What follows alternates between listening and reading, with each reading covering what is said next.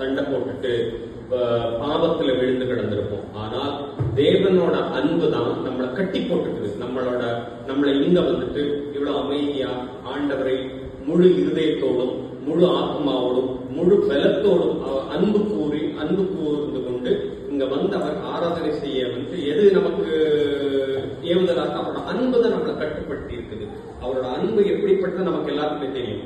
நமக்கு இந்த உலகத்தில் உள்ள எல்லா மக்களுக்காக அவர் ஒருவர் மரித்தார்.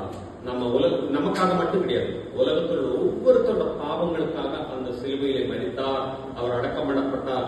3ஆம் நாள் உயிர் தெழுந்தார். அந்த உயிர் தெழுந்தவர் தான் நம்ம விசுவாசிக்கிறோம். நம்ம இன்னைக்கும் அவரோட உயிர் தெழுந்து ஜீவனுள்ளவராய் நம்ம மத்தியிலே இருக்கிறார் என்பதை நம்ம வந்துட்டு விசுவாசிக்கிறோம்.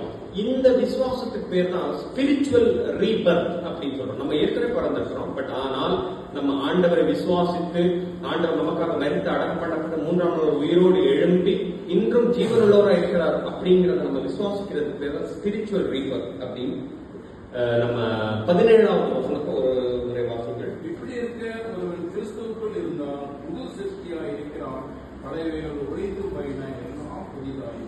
அப்போ நம்ம வந்து தேவனோட அன்பால் கட்டப்பட்டு விசுவாசம் உள்ளவர்களா இந்த உலகத்துல இருக்கிறோம்.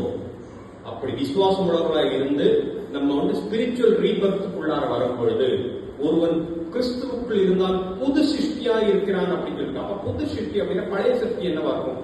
பழைய சிருஷ்டி தான் நம்ம இதுக்கு முன்னாடி நம்மளோட வாழ்க்கையில் உள்ள பாவங்கள் அசுத்தங்கள் எல்லாம் பழைய சிருஷ்டிகள். அந்த கிறிஸ்துவுக்குள்ள நம்ம வரும்பொழுது அந்த பழைய சிருஷ்டிகள் எல்லாமே ஒழிந்து போயிடும். பாவங்கள் ஒழிந்து போயிடும். நம்மளோட கெட்ட பழக்க வழக்கங்கள் எல்லாம் ஒழிந்து போயிடும். நம்மளோட புது சிருஷ்டியாய் மாறி விடுவோம். We will be a new creation அப்படிங்கிறது. ஒரு சின்ன குழந்தை புதுசா பிறக்கும்போது எப்படி அழகா இருக்கும், ஒண்ணுமே கள்ளம் கபடம் இல்லாமல் அப்படிப்பட்ட ஒரு குழந்தையாய் நம்ம மாறி நம்ம வேதத்திலே இருக்குது. ஒருவன் சிறு பிள்ளையை போல் மாறாவிட்டால் தேவனுடைய ராஜ்யத்தில் பிரவேசிக்க இயலாது அப்படின்னு சொல்லி போட்டுக்குது.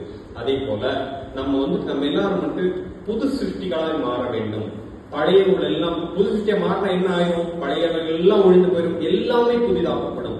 நம்ம வாழ்க்கையில வந்து பழையவர்களை ஒழிய மட்டும் செய்யாது, நம்மளோட வாழ்க்கையை புதுப்பிச்சிருவார் ஆண்டவர். எல்லாவற்றையும் புதிதாக்கி விடுவார்.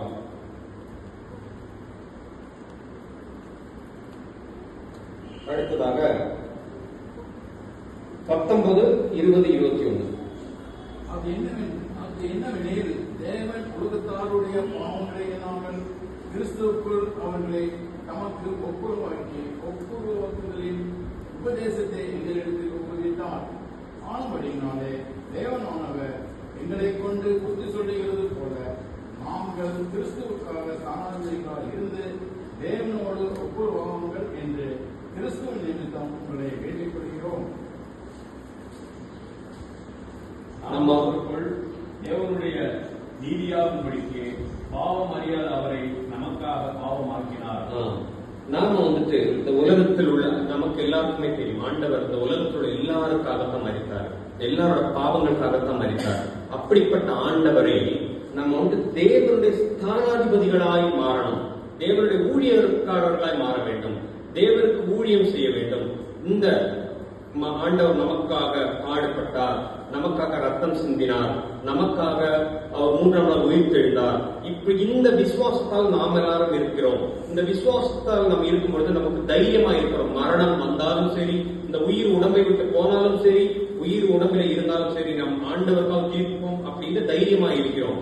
அந்த தைரியம் கொடுக்கிற தைரியமான ஒரு வாழ்க்கை வந்து உலகத்தில் உள்ள எல்லா மக்களுக்கும் சென்றடைய வேண்டும். அப்போ நம்ம வந்துட்டு we must become the Lord's ambassadors, கடவுளோட ஸ்தானாதிபதிகளாய் நாம் மாற வேண்டும்.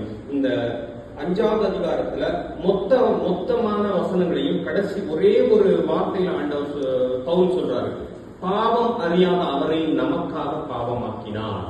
நம்ம ஒரு பாவமும் தெரியாத நம்ம ஆண்டவர் தான் நம்ம இவ்வளவு பாவங்கள் செஞ்ச நமக்காக அவர் அந்த சிலுவையில அறையப்பட்டார். அப்படிப்பட்ட ஆண்டவரை நாம் அறிந்து கொண்டிருக்கிறோம்.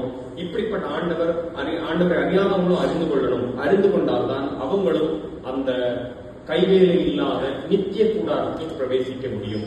இப்படிப்பட்ட ஒரு சிந்தனையோடு நம்ம எல்லாரும் ஆண்டவருடைய ஸ்தானாதிபதிகளை மாற ஆண்டவர் தாமே நமக்கு உதவி செய்வார்கள். ஆமென்.